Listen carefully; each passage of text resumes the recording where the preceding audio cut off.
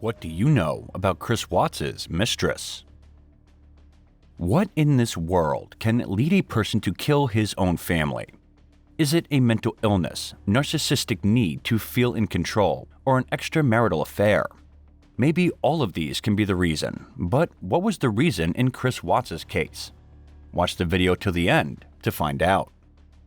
In today's video, we will look at the case of Chris Watts with another perspective. Hello guys, if you want to learn more about this creepy case, then keep watching till the end. Background. We have recapped the case of 35-year-old Chris Watts killing his wife, 36-year-old Shannon, who happened to be pregnant at the time, and their two daughters, Bella Watts and Celeste Watts, nicknamed Cece, who was 4 years old and 3 years old respectively. A Netflix documentary, American Murderer: The Family Next Door, was made, and the case was included in it. But Netflix doesn't show everything, and we tried to cover all these things that the documentary left out.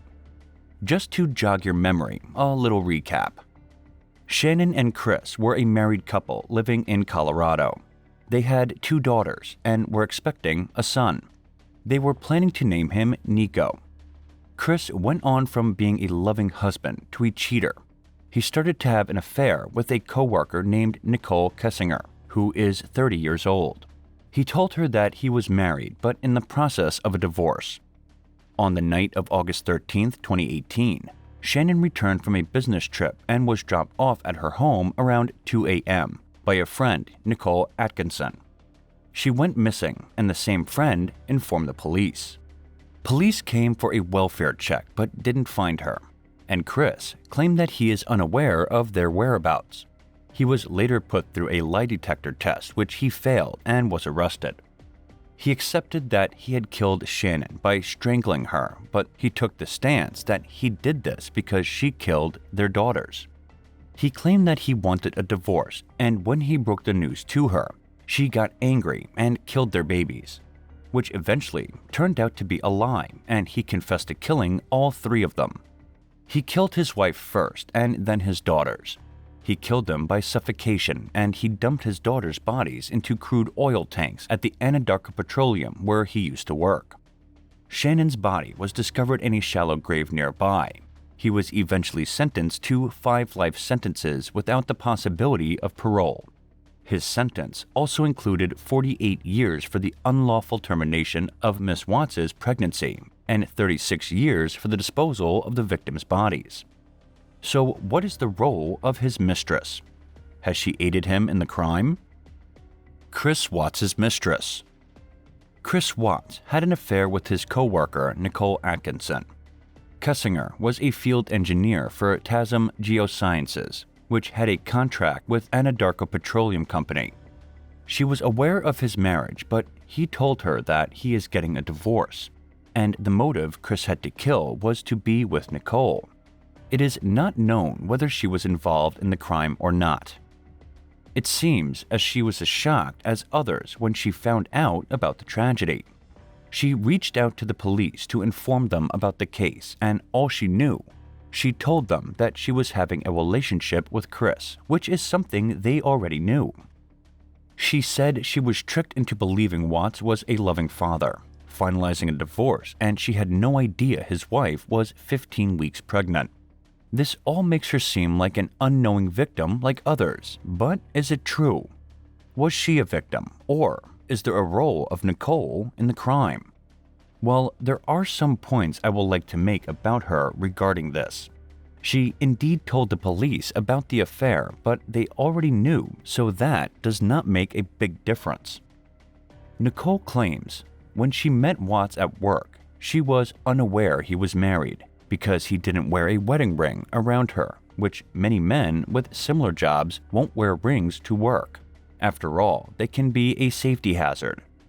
She says she discovered Watts was still married when watching a news report about his missing wife and children.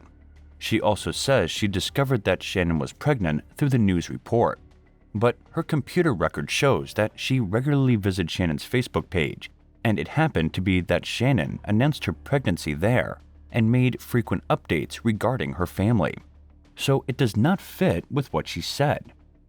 Chris and Nicole both worked at Anadarko Petroleum, the place where Chris hid the bodies of his wife and children. As a safety officer, Nicole had information about the site, including that it was a perfect site to hide and dispose of bodies. Before Shannon got home from her business trip, Chris and Nicole FaceTime. Chris was lying on his bare mattress, and Nicole claimed that it is the time when she felt something is odd. Since it was late at night, Nicole said she thought this was strange. When the bodies of the victims were recovered, they were wrapped in sheets. The phone call was 111 minutes long, but Nicole was unable to tell police what they talked about, even though the interview was conducted less than 72 hours later. Also, Nicole has no alibi for the time of the murders. A neighbor saw a truck similar to the one Nicole owned outside the Watts' home the morning of the murders. Nicole also tried to destroy her SIM card before giving her phone to the investigators.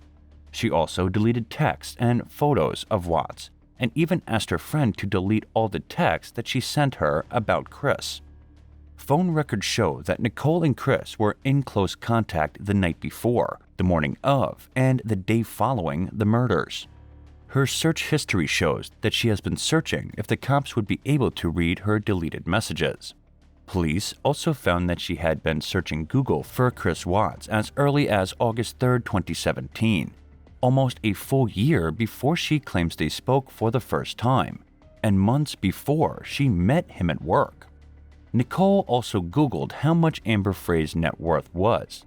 Amber Frey was the mistress of Scott Peterson, who was convicted of murdering his pregnant wife, Lacey Peterson, a case that is very similar to theirs. Chris told the police that he tried to get OxyContin to Shannon. The police are unable to know how he could have gotten OxyContin, as it had not been prescribed to him. He said where the OxyContin came from is a secret he will take to the grave, and there is a pretty big possibility that Nicole helped him with the OxyContin. Keeping all the given points in mind, it seems like she was planning an insurance fraud scheme that turned into an affair, and they planned to get rid of Chris's family so the two of them could be together and collect insurance money together. What happened to Nicole after that? What happened to her after the case? Nicole was placed in the Witness Protection Program and had moved from Colorado to another state and started a new job, and she put in an application to change her name, as she was receiving threats and hate as her name was associated with the crime. Recently, a fellow inmate of Chris, David Carter, was told by him that Nicole wrote to him inside under her new name 3 years after changing her identity and disappearing. David said that he told me she said that she needed to speak to him to clear some things up. He couldn't tell me exactly what she had said. Watts claimed that prison authorities discovered what was happening and punished him by suspending his email account, carefully monitoring all his mail. So, what do you guys think about today's video? I hope you liked the recap.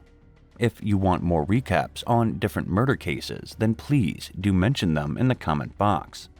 This is all about today's video. Guys, do give this video a thumbs up. Also, subscribe to our channel so you don't miss any of our next murder cases. Goodbye for today. Peace.